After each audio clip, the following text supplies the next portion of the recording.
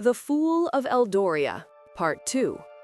After the matter of the church was settled, quiet days returned to Eldoria, though beneath the calm of its sunlit courtyards, the seeds of reflection began to stir. King Roland, once certain of every decree, now found himself pausing before signing new orders. The echo of Jack's words clung to him like the chill of early dawn. The one who seeks glory for himself builds not for heaven. He wondered whether the towers he had raised in his own name would also crumble in the judgment of time. Jack continued to wander the city. Some feared him, others began to greet him with shy respect. He spent his mornings near the river, mending fishermen's nets with his clumsy fingers, or helping the washerwomen carry their baskets. He asked nothing in return. When people thanked him, he only smiled and said, "A fool can still lighten a burden." One day, while he rested beneath the willow trees, a rider approached, the young Prince Adrian, heir to the throne, proud and restless. Seeing Jack lying on the grass, the prince scoffed. "Get up, old fool. You waste the day while men of worth train with sword and steed." Jack looked up, shielding his eyes from the light. "And when all that training is done, my prince, will you know how to rest? The one who never learns to be still may one day fight without knowing why." The prince frowned, for no one had ever spoken to him so. Yet he rode away thinking of the words. In the royal chambers that evening, King Roland sat alone. The moonlight spilled over his table, where maps and letters lay. He thought of the Northern Rebellion, of the church, and of the fool's uninvited wisdom. For the first time, he wondered if true counsel could dwell outside his circle of nobles. When dawn came, he summoned Jack. "You speak freely," said the king. "Tell me, should a ruler ever trust a fool?"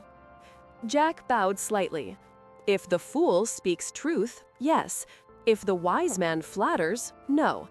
For the tongue that tastes only honey cannot tell when the wine has turned bitter." Roland's lips curved in a faint smile. "And if I were to give you a task, to judge a matter among men, would you accept it?" "I would," said Jack, "but only if you promise not to punish me when I tell the truth." The king laughed, though uneasily. "So be it. Tomorrow you shall judge a quarrel between two merchants who have worn out even my patience." The next day, the merchants appeared before the throne. One claimed the other had stolen a chest of silver. The second swore it was payment for a debt long forgotten. Both spoke loudly, waving their hands, drowning each other in accusations. Jack listened without interrupting. Then he said, "Let the chest be brought here." When it arrived, he asked each man to lift it. The first did so easily. The second strained and stumbled. Jack nodded. "The lighter heart bears the heavier load more easily. This chest belongs to the one who lifted it without fear." The crowd murmured at the strange judgment, but the king saw wisdom in it. Later, when the case was examined by record, it was proved that Jack's decision had been just. Roland felt a quiet satisfaction.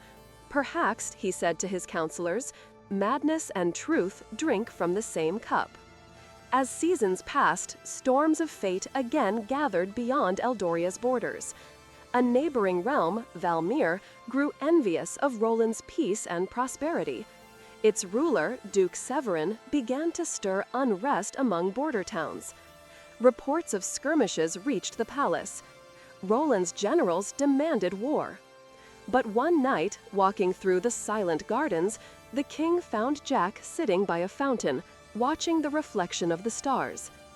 "Jack," said Roland softly, "my neighbors prepare for war. Tell me, should I strike before they do?" Jack pointed at the water. "See how the moonlight dances upon the ripples. Each wave tries to reach the moon, yet the moon remains untouched. The first to strike the water only breaks his own reflection." The king looked at the trembling surface and sighed. Then I shall wait." Weeks later, an envoy arrived from Valmir bearing peace terms. The Duke, frightened by the sight of Roland's disciplined army along the border, wished to end the dispute without bloodshed. The king signed the treaty with calm dignity.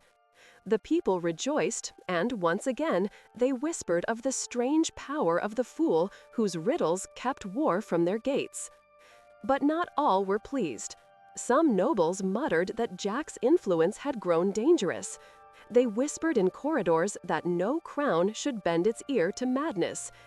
Chief among them was Lord Hawthorne, an ambitious baron who coveted the minister's seat. He conspired to turn the king's patience into doubt.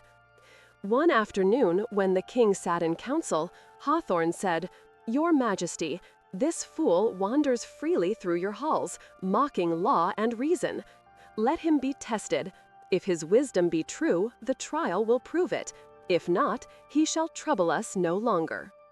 Roland agreed reluctantly, and the test was arranged. Jack was brought before the court. Hawthorne placed 3 cups on the table, one with wine, one with water, one with poison. "Choose wisely," sneered the baron. "Drink and show us if heaven protects your wisdom." Jack looked at the cups and smiled faintly. The wise man knows that all 3 may kill if drunk in pride. Yet the fool who trusts in God need not drink at all. He tipped all 3 onto the floor. The wine stained the marble. The water washed it clean. The poison hissed and left a dark mark.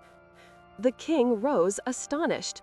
"He has chosen better than any sage," Roland said, "for he saw that no test born of arrogance deserves an answer." Hawthorne bowed, hiding his fury. And so the legend of Jack deepened.